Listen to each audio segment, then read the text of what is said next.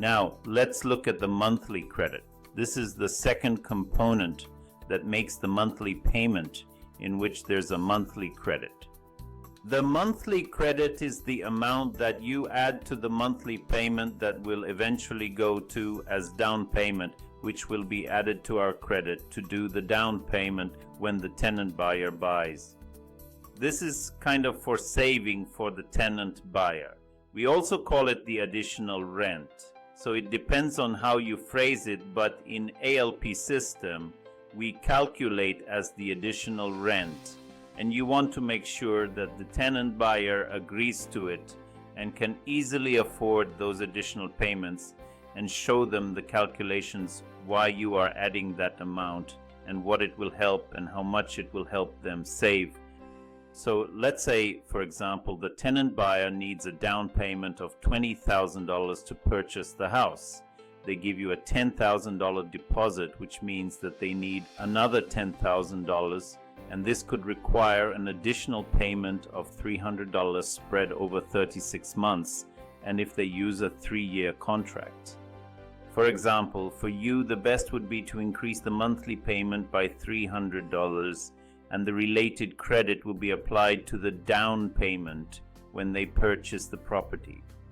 Never allow the tenant to save this money on their own and not pay you the monthly credits. First of all, you want to make sure that the monthly credit or the credit amount is delivered to you, since it's also providing you the extra cash flow.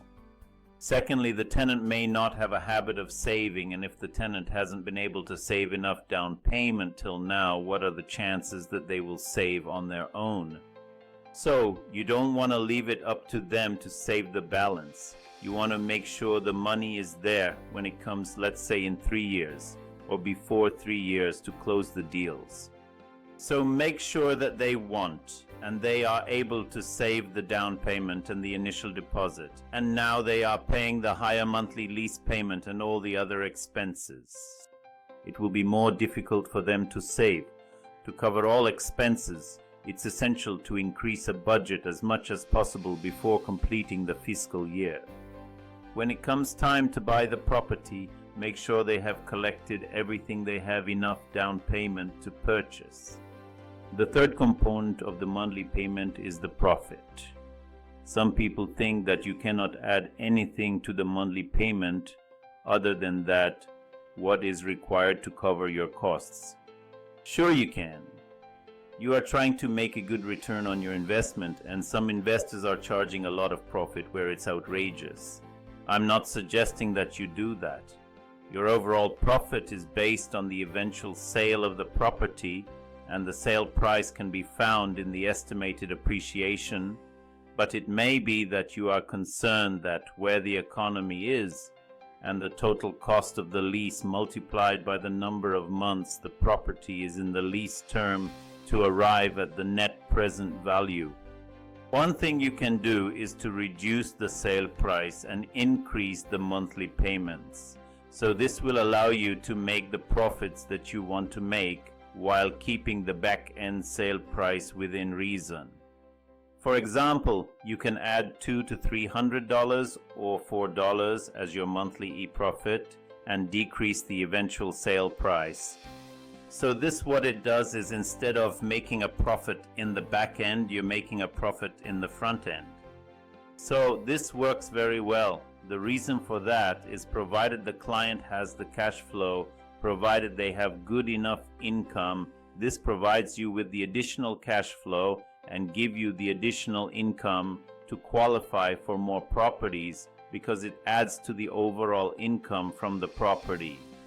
If you decide that you will increase the monthly payment this way and decrease the final purchase price, you want to make sure that the tenant can afford the higher monthly payments.